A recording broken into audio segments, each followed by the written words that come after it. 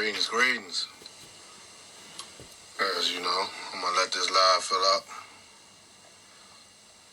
As you come on this live, please share this live.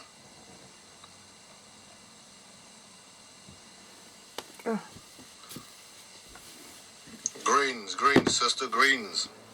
How's everything going, sister?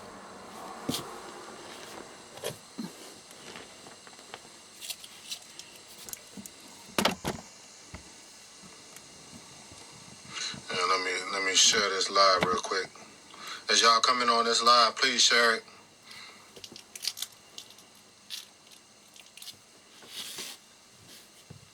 Chop it up with y'all real quick on, about something real important and one of our greatest important African liberators of our lifetime. You know what I'm saying? I'm gonna discuss a little bit about somebody who's not really talked about as far as, you know what I'm saying, African leadership, and one of the greatest kings. You know what I'm saying? Even though I don't like to use the title kings too much, but one of our great Igbo kings that's not really talked about, but he's known. I'm not gonna say he's not known, but he's known all across Igbo land and other parts of Africa, but he's not really known in the African diaspora. So that's why I really wanted to do this video, because it's important that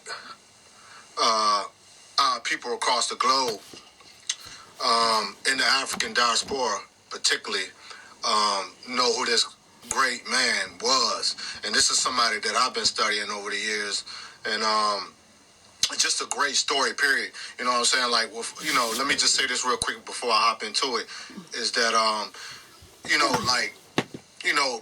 people always complaining about Hollywood, you feel me, and Hollywood not making movies about our great African figures, sheroes, and heroes throughout history. You know what I'm saying? But I feel like it's up to, people who look like us to put out these great movies about these great heroes and sheroes. But it comes to find out that a lot of these black people, they don't want to do movies about people like this. You see what I'm saying? So, because a lot of them have the money to do movies on figures like this. You feel me? So, there's no complaint. It should be no complaining about what the white man is doing to restrict, you know what I'm saying, movies being made about people that should be made about. You feel me?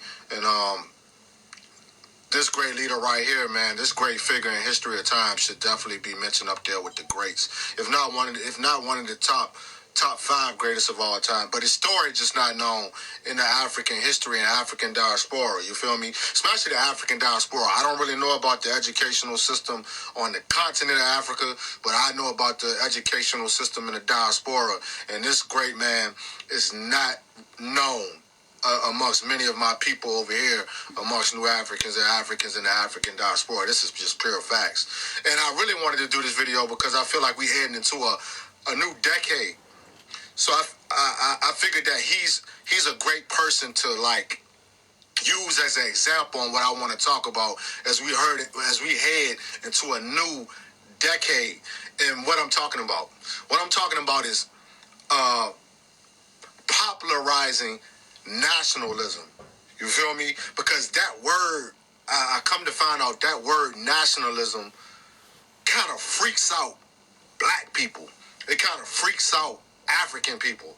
It's like you bring up nationalism to the majority of African people in the African diaspora or on the continent or wherever African people may be who's not really educated about nationalism. It seems like when that's brought up, it kind of pumps fear into a lot of African people and a lot of, people across the world, period. Because I feel like, how can I put it? Due to Europeans and their propaganda and how they control history and how they control educational systems and how they try to control what's being put out to the world, I feel like that has a lot to do with it also, that, when you bring up nationalism or you bring up nationhood or you bring up separatism, it's seen as this most horrific, evil thing to African black people. It's like, and Europeans paint it and, and they show it as something that African people shouldn't embrace. You feel me? And how contradictory is that? You see what I'm saying? Listen to what I'm just saying. Like, Europeans will paint nationhood, sovereignty, separatism, you know what I'm saying? Self-determination, all these great things, you feel me? They project it on African people globally or wherever African people may be as something that we should not embrace. What a contradiction. And why do I say this is a contradiction? This is a contradiction because when it comes to Europeans and European civilizations, nationalism and separatism is the highest development amongst their civilization. That's something that they're trying to obtain, as you see all across the world, as they take land, as they conquer land. You see what I'm saying? And create their own nations. You see what I'm saying? It's beautiful. It's one of the most beautiful things to Europeans when they're doing it. You feel me? When they're conquering other people and taking other people's land, it's something great. Nationalism is great to white people. But when African people, new African people try to embrace nationalism, like, they're terrorists. They're terrorists. No, they can't embrace nationalism. No, they're terrorists. No way. No way, black people. You can't be a nationalist. You can't have your own nation. You can't embrace the politics of nationalism. You see what I'm saying? It's something that they don't want African people to embrace. Because you want to know why? They want African people to be their colonial subjects. Period. You see what I'm saying? The main reason that Africans were brought to America, to the diaspora, was to be colonial subjects, laborers. You feel me? Never to obtain what Europeans are obtaining. You see what I'm saying? And the two of the biggest contradictory European nations of all time is the United States of America and Britain. The brothers. The two brother countries. You see what I'm saying? The two biggest contradictions on this face of this earth is the British and the United States of America. Period. And let me start this live off by just saying, let me give all praises and thanks to the Father, the Abba, Saladin Shakur. Free all political prisoners and prisoners of war. Free all new African political prisoners of war, and free all African political prisoners worldwide that's fighting for what I'm talking about here today, which is nationalism. 2020 is coming. You feel me? And I feel like 2020 is a major pivoted time for African people seeking true liberation. Why? Because we have too many reformists, reactionary black folks in groups, organizations who are so-called controlling the whole, how can I put it? That's controlling the whole political, social, economic realm of African people, especially in the United States of America. It's time to change that. We have to overthrow that. We have to get to the point where we have to show African people that, no, the only way you're going to get true freedom is through nationalism. Having your own land, your own nation, period. Because I feel like this part of our history and struggle is something that's not really being projected in mainstream. And we know it's not meant to be projected in the mainstream because we know European media wants to keep that type of thing suppressed. Sell out Negroes who fell for like the American dream or the European dream and who want to just fit in with Europeans also are suppressing and repressing this mission for Africans and oppressed Africans across the world to seek nationhood, nationalism. You feel me? So 2020, I feel like this has to be at the highest development of mobilizing and organizing African freedom-loving people is that we have to start teaching our kids about nationalism and all the great nationalists that has ever came across us in this period of time in history, period. Like I told my Igbo brother earlier, and this was one of the truest sayings ever, is that history, because a lot of people don't like to talk about history. History is the clock. Trust me when I tell you, this is what John Henry Clark stated so elegantly, is that history is our time clock. You see what I'm saying? History is our time clock to free our future. Facts. You see what I'm saying? Without the history clock of our history and knowing who we are, we cannot liberate our future. Facts. So this is why I'm always expressing history. We must study our history. Without our history, we will continue to be colonial subjects and enslaved by Europeans and European imperialism and European colonialism forever. Do you want your kids to continue to be enslaved by a system that doesn't benefit them at all, which is global European imperialism? Your future generations will never be free until we free ourselves. Period. And what's the main thing that you must control in order to have true freedom? What do we have to take control of to gain true freedom, man? And it's very simple. It's very, very simple, man. Is that it all starts with resources. And that's why I'm talking about this great King Jaja today of Opobo. I must emphasize this great man that's not being talked about, because he did what we need to do. Even though he did it for like over 18 years. It was a strong 18 years that King Jaja did the right thing and set the right example for future African people who are seeking to liberate themselves. Is when he brought into existence the settlement, city-state in Igbo land, the great city of Opobo. Period. A great example. And the greatest example of that being established is controlling the resources, people. We must control the resources, because the resources in return is what determines our lives, man. When it comes to labor, health, education, economics, legislation, and the most important thing of it all, military.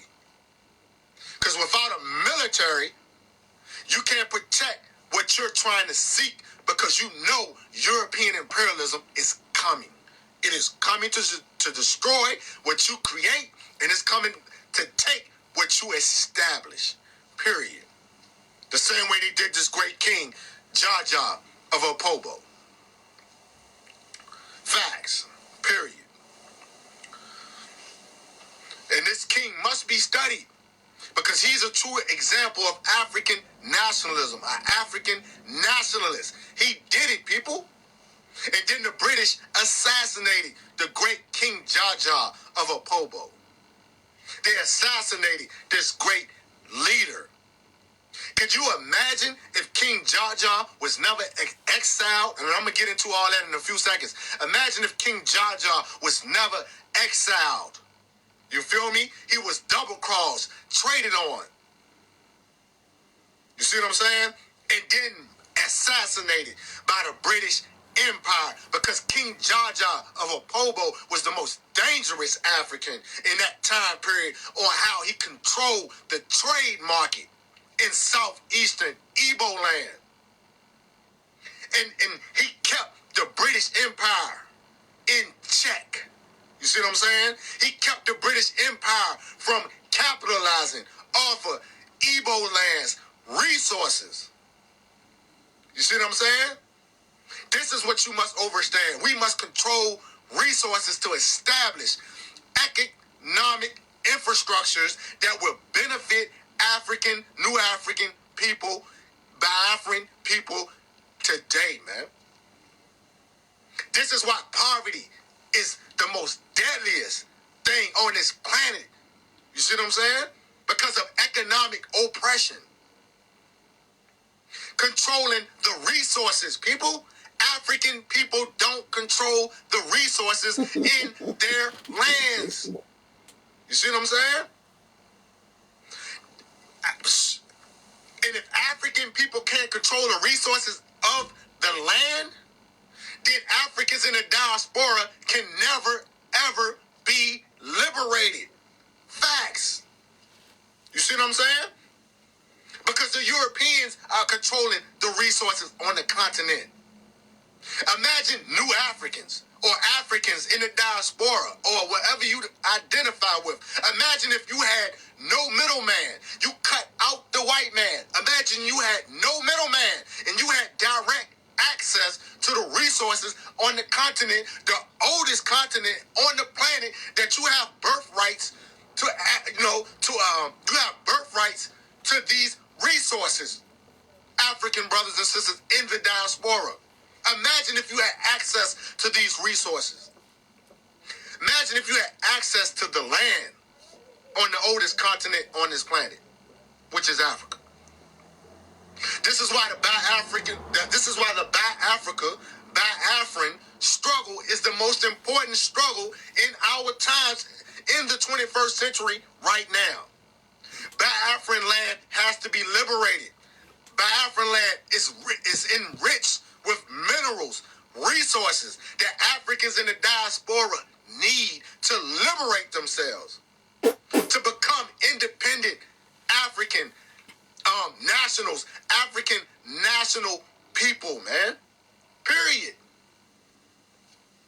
This is why King Jaja kept the British in check, because he seen he was a very smart man. And I don't even, like, the purpose of it, I'm not even going to talk about King Jaja's millionaire status. Yes, King Jaja, along with Mansa Musa and people of those times from West Africa, yes, King Jaja was one of the richest men on earth at the time. But that's not how he lived morally. That's not how he lived principally.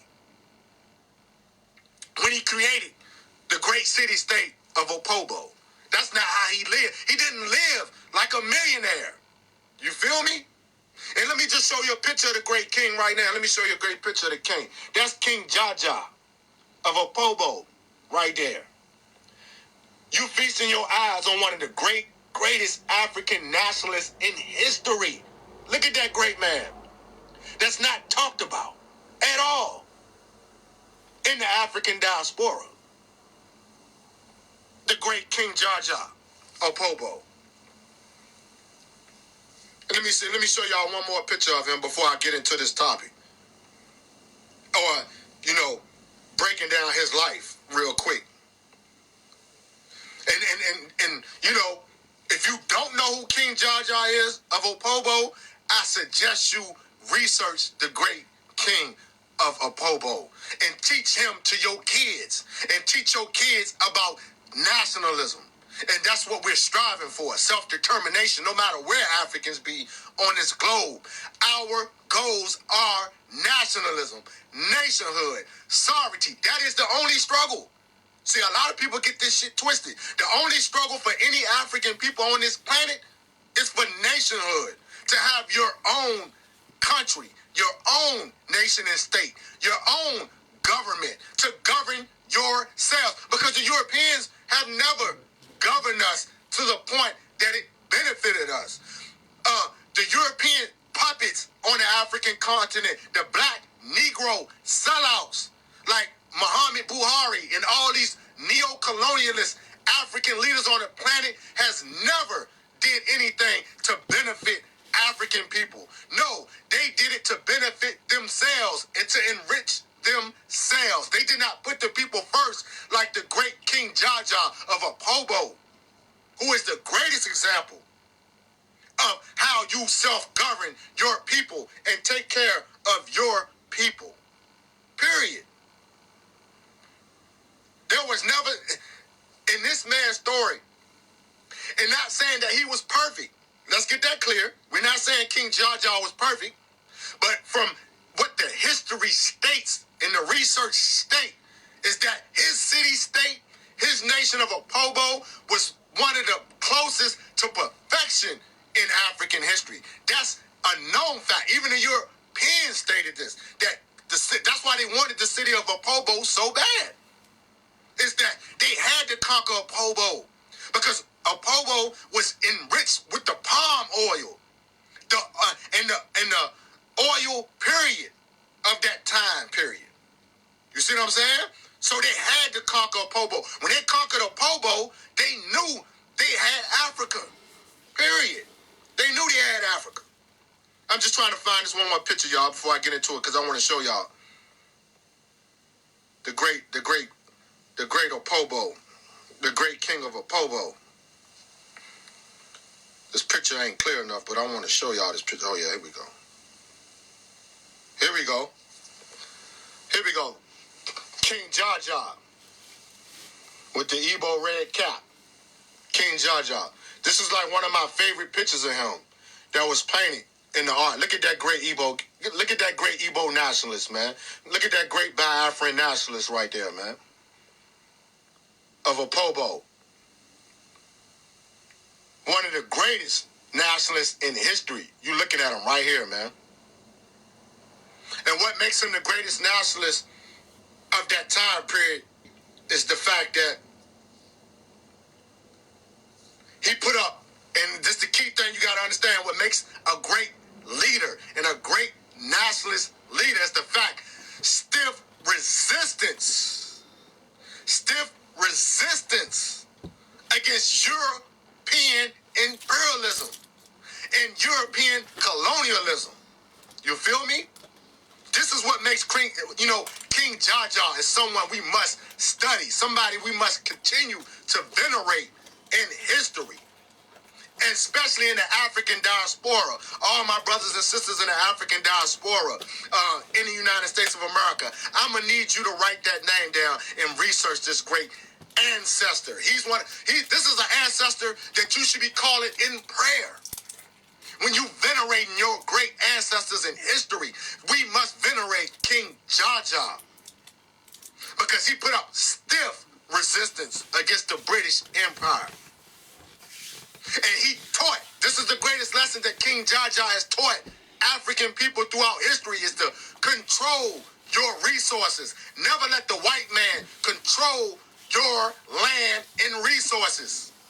And he also showed you to keep the white man out of your inner lands, the hinterlands. Keep him away from your resources. Make him play by your chess game, not the other way around. Make him play from your chess game. No, you will pay my people what we are worth for our resources, not the other way around. You can't come in our land and control our resources. That is the biggest lesson King Jaja displayed so elegantly when he fought against European imperialism. Now, to make my point on King Jaja that he wasn't perfect, yes, at times you have to compromise. Sometimes you got to compromise, even though compromising throughout history is very deferential to African liberation and African freedom. It can cost you your African freedom. It can cost you your land. It can cost you your life. You see what I'm saying? So that's what I'm stating for the record here. Is that yes, he did compromise on certain issues, but the one issue he didn't compromise is on in history is that no, you can't come into the hinterland. You can't come in the heart of Igbo land and do business. You see what I'm saying? This is why the British had to assassinate him. You can't come in central Igbo land and control these resources that my people are laboring for, that my people that needs for survival as a nation of people. No, you cannot come control this. It's what King Jaja said. Mm-hmm. No, you can't control these resources. He was ahead of his time. King Jaja was ahead of his time, man. He outsmarted the British Empire. And when King Jaja told them European Brits that no, you can't come in this in this land, and even when they did try to come in the land with force, he still was taxing them off of the resources of the land. Like, he did not waver at all when it came to controlling those resources. Because King Jaja understood that economic, political power is the only power to survive, for self-preservation of his people and his nation. And like I said, people, if y'all don't know anything about the city of Opobo is one of the most sacred cities in Igbo land. You know, I don't want to say Nigeria because we're not going to give Nigeria this platform, because Nigeria is not, let me say this again, Nigeria is not a reflection of King Jaja. Nigeria is not an example of Igbo land. You hear me? Nigeria is not even an example of humanity, of a civilized humanity, a civilized government. That's not what Nigeria is. It's not that. Nigeria is a reactionary, neo-colonialist, oppressive government. That doesn't reflect the city of Opobo or any city in southeastern Igbo land, Biafran land, excuse me. Let's put it in proper text. You feel me? Nigeria is on the opposite side of what King Jaja in a great city-state of Opobo stood for. Pure facts. You see what I'm saying? Because if King Jaja would have never been assassinated, it probably would have never got to the point of forcing Igbo people and forcing other ethnic groups to become part of a nation they refuse to be a part of. This is the thing people don't understand, is that it's your human right to not want to be a part of something that you know that's not good or beneficial to your people and nation. You see what I'm saying? That is a human right. And this is something that African Americans, misnomered African Americans, new Africans need to understand, that it's okay to not want to be a part of the fuckery of the United States of America or the oppressive nature of the United States of America. It's okay. It's nothing devilish about it. It's nothing evil about it. It's humane, in fact. It's humane, in fact, for self-preservation, to want to be not a part of something that's oppressive, something that's ugly in the world, something that doesn't benefit freeing oppressed people. It's okay.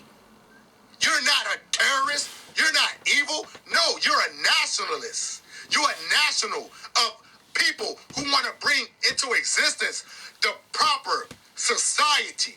You see what I'm saying? A proper society. A society that reflects your national identity, people. That's what you want to fight for. That's what you want to struggle for. Like King Jaja, is to bring in existence a society that loves all freedom-loving people and will deliver that in the manner that it's supposed to be delivered in.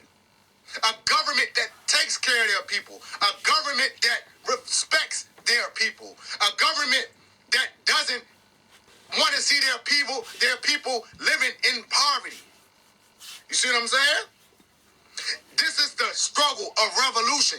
The revolutionary struggle is for to bring into existence societies on this earth that all people can be free in. All people. You feel me? This is what revolution is about. Changing societies, people. Scientifically. Changing societies to bring in new societies. Mm-hmm. That is beneficial to the people, the indigenous people of these lands, which is African people. African people are indigenous people. We are indigenous by birthright. We are indigenous by our African ancestry in the African continent. We are the indigenous people of the world. African people. Don't ever get that confused, black people. Black people, when you hear people say indigenous, you are indigenous. You see what I'm saying? Even the Native Indians, the Native Americans in North America, they know that you're indigenous. Black people are indigenous to every lands on this planet, but specifically the African continent, the oldest continent on this planet, of human life, human development, human societies, human civilization. You feel me? We're indigenous peoples. And this is why the indigenous peoples of Biafra is fighting for the global African family. And we must support them.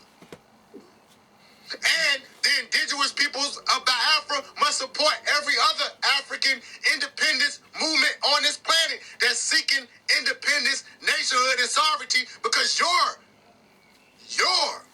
great leader, your great ancestor, our great ancestor, King Jaja of Apobo, did that.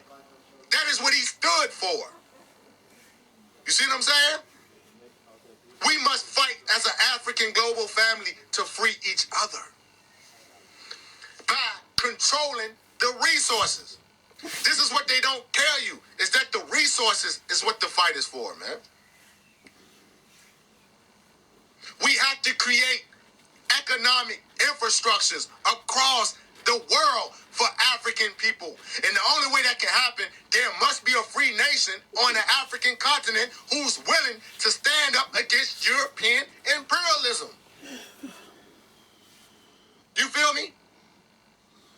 Which African nation is willing to do that and willing to help take care of the African diaspora? Which nation is willing to do that? What nation is standing up to the forefront now to do that? That's Biafra. Right now. That's Southern Cameroon, Ambazonia. And there's too many other nations to name. Republic of New Africa. Because a lot of people try to leave the Republic of New Africa out, but we're in the United States fighting, baby. We're going to continue to fight. You feel me? Whether it's to go back to Africa, you feel me? Or to bring our own Africa into existence on this continent of North America. It can be done. You see what I'm saying? And this is the thing y'all got to understand. There are native indigenous nations on the American continent who backs the Republic of New Africa for nationhood 100%. This is facts. We have documents to prove that. So don't act like a nation cannot come into existence on this land. We even had the great General Ojukwu state that eloquently in one of his speeches and his historic essays from Biafra land. General Ojukwu said that if Biafra land doesn't come into existence in the Eastern Hemisphere, there would be a Western Biafran that would come into existence in the Western Hemisphere. Who was he talking about? He was talking about the new Africans, misnomer African Americans, if they knew their true potential of being a nation of people, that they could struggle and fight to liberate themselves to create a nation state in the Western Hemisphere. But Haiti did that.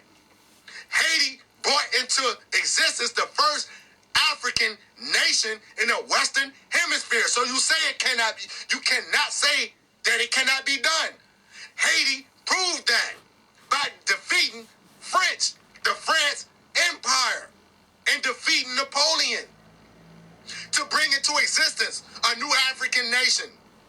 That could have been the new African nation. Well, that was before General Ojukwu time, but that's an example. You see what I'm saying? Because General Ojukwu stated it, 1968, 1969, I do believe.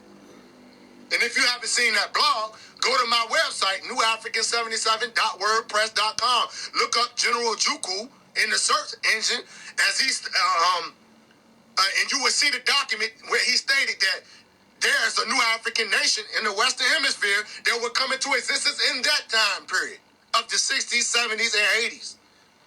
How did this great man know that also? Long live the great General Ojukwu.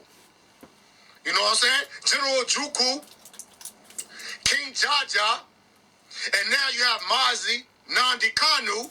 I mean, hey, brother. I mean, what more can you say? You don't need no more better example as African nationalists than those three great brothers. You feel me? I'm just saying.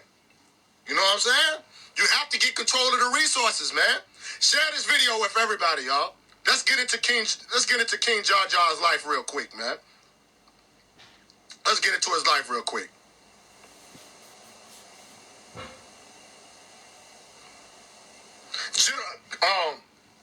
King Jar Jar was born in 1821 in Ama Igbo land in southeastern Nigeria. For those who want to know where exactly King Jar Jar was from.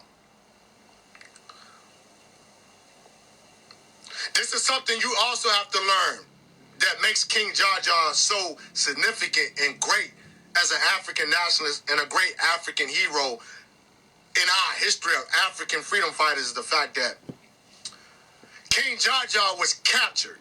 See, there's a lot of misconceptions of his story.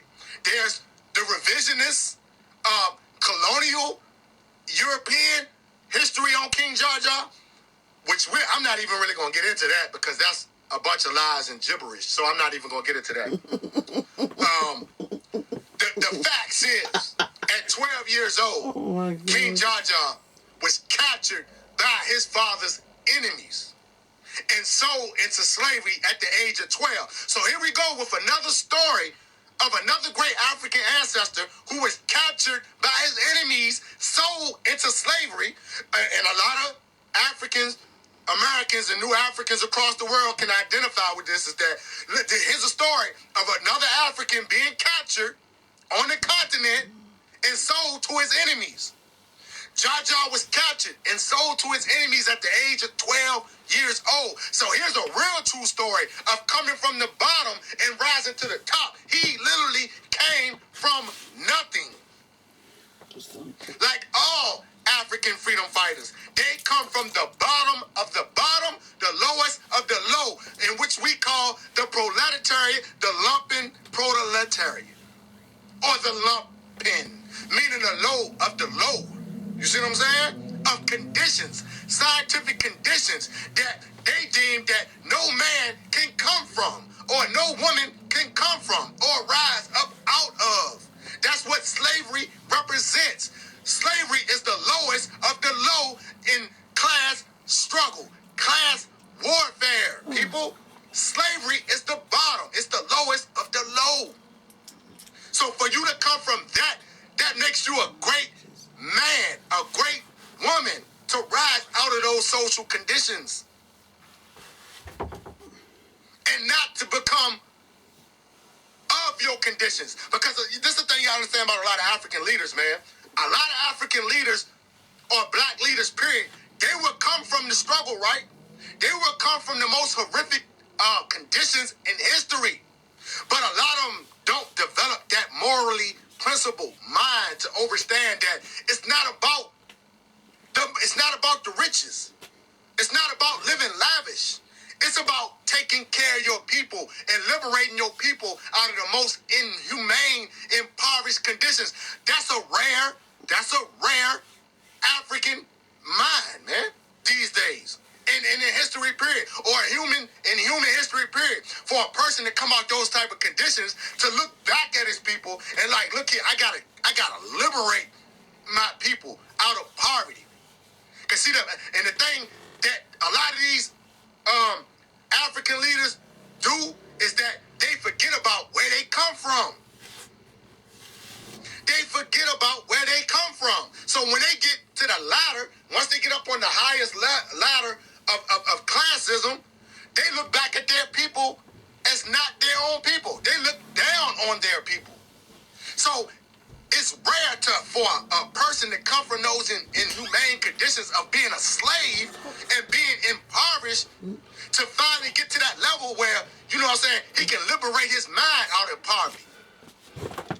To look back and look like, yo, I gotta help my people, man. I gotta free my people. I gotta bring in the best society that benefits my people. I have to do that. That's a moral principle obligation. That is rare. That is rare. You feel me? In these times. So I'm just setting up that narrative to show you, like, this is what King Jar Jar came from. He came from slavery to create an independent state in Igbo land, man.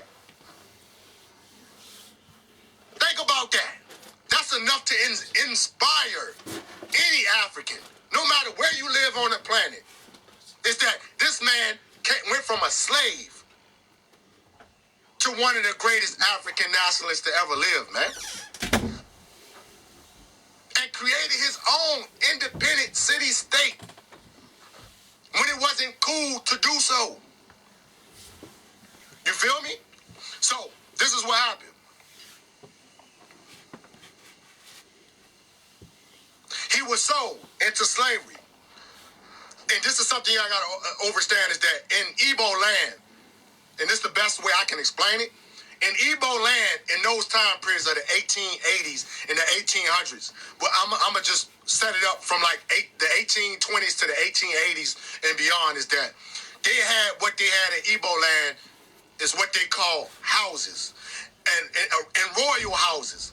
And what houses and royal houses were simply houses that were trading centers. They were trading places. You feel me? Where most of the trade was conducted. And where most of the labor and the work was conducted was under the houses, royal houses of certain chiefs in Igbo land in this time period. So you can get an understanding what they mean by houses. Houses are just trading centers and trading places controlled by those chiefs of those specific royal houses. So when he was sold into slavery, he was later sold to a chief by the name of Chief Al-Ala'i in Pobo, the Annie Pemple Royal House. You have to understand that. Because the Annie Pemple Royal House was the royal houses in the city kingdom of Bonny. There's a city and kingdom of that time period called Bonny. Bonny was the what you would call how can I put it? Bonny was the central kingdom of that time period when Jar Jar was a kid and as he grew as an adult. Bonny was the trading land of that time period in southeastern Igbo land. Bonny. So at an early age, King Jar Jar extinguished and developed great entrepreneurial skills as he worked as a slave. Something that you have to understand. That even though you're in slavery, you gotta always understand that your mind is not enslaved. So think about it. And then we gotta look at it from this point of view also, is that you have to understand this social dynamic, is that African slavery, a lot of people are totally diseducated about African slavery. African slavery was not the European Arab slavery that you have come to know throughout history.